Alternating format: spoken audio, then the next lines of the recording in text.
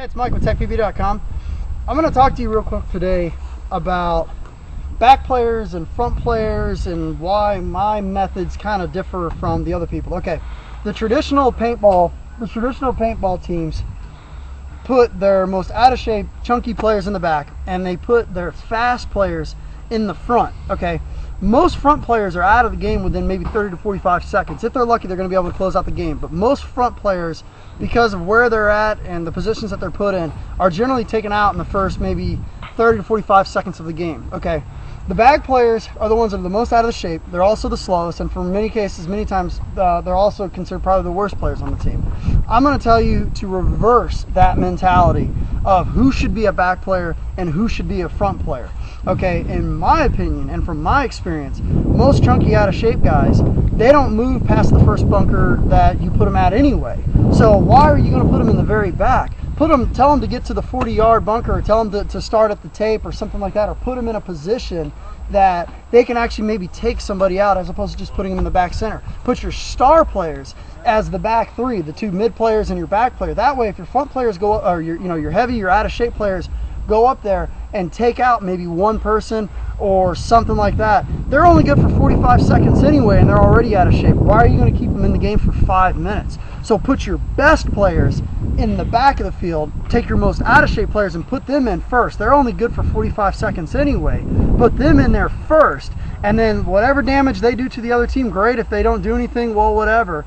But by putting them in there first, not only is they're going to kind of wear down that other team for that 45 seconds that they're good for anyway, but having your star players in the back, they're going to have the energy, the ability, and the sense to be able to close those games out.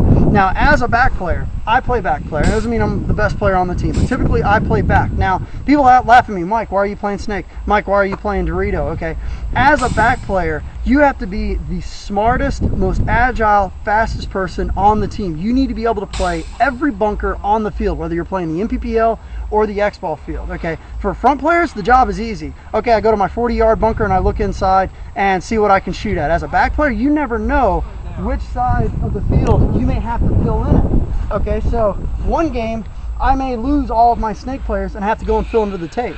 The other game I may have to go over to the Dorito side. There may be another game that all of their players are tucked over in the corner and I need to go up to the X to chop half the field off. Okay, so as a back player, not only do you have to know how to lane, so you need to take the person on the team that's the best at laning, not only do you have to be the most in shape, because typically you're the one that's going to do the run through that's going to close the game out, then you've got to go all the way back and get the flag and then go all the way back and hang it. Now on the MPPL fields, you've got to go all the way to the end of the field, grab their flag and then bring it all the way back. You're going to do that to your most out of shape, winded player, he's going to have a heart attack. So put your chunky out of shape players up there first, then have your best players in the back of the field.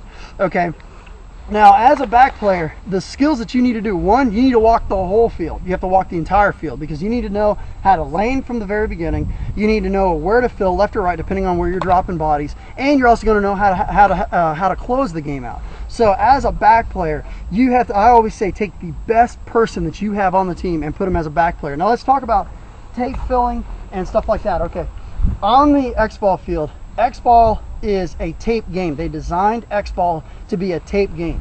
Now you will see pros going up the middle and stuff like that. For the most part, most of the battles are won and lost on the tape. They put the big X in the middle to push players out to the tape for the crowds to watch. So that's why they put that big X in the middle. So you don't really want to go up the middle, you want to go around the tape. Now, as a back player, typically what I do, if I got two people going left, two people going right, the first place that we lose a body from, let's say it's the Snake side, let's say it's the Dorito side, is the place that I go into first. So let's say I'm laning, I'm laning left side, whatever, and I look over and we just drop somebody on the Dorito side. That's the side I need to fill, and that's the side that I'm going to end up finishing the game off on. So as a back player, you need to be able to fill right away whichever side that you're losing players on to keep the pressure up on that side of the field. You don't ever want to sit in the back center. So hopefully that kind of gives you some of the mentality of when you're putting a team together, who you should put as your front players, who you should put as your back player. Take your best players and put them as back and insert players. You'll see a lot of times Oliver Lang will stay in the back. Why? He's awesome at closing games. You'll always see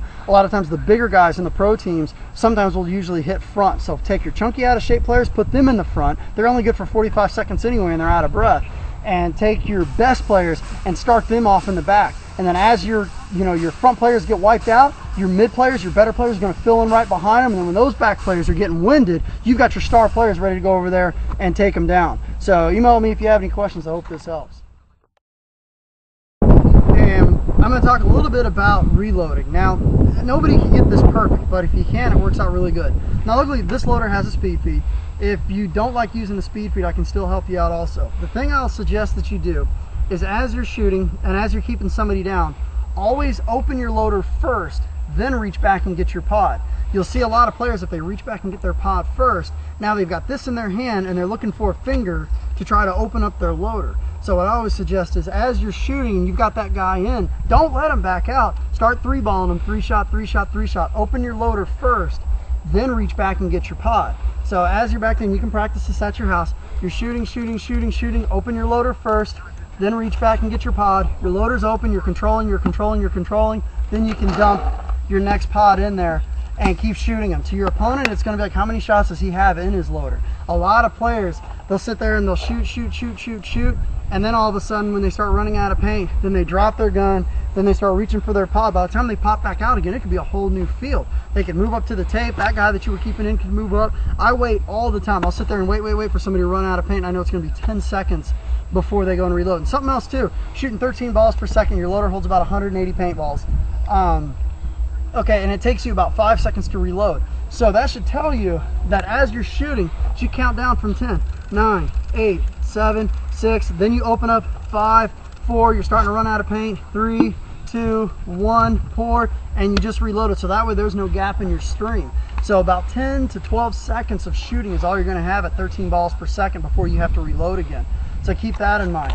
And something else too, on your pack, I'm going to show you a way to arrange your pods on your pack so that it makes it easier to grab. Okay, what I do is I take my pods and take the tabs and face them towards my love handles.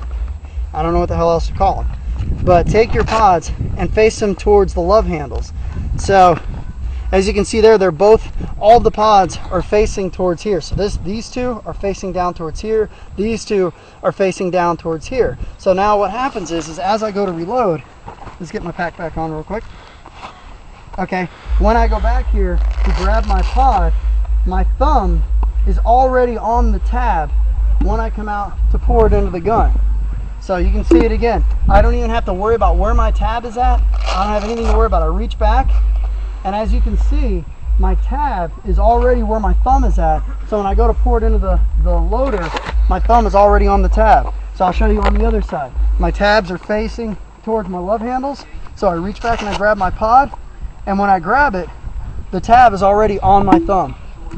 So set your pack up like that. Set your pack up to where your pods are facing towards this way. So these two are facing down towards this way. So you can see the pod. Here's the hinge. Here's the little piece of plastic there to help you open up the pod.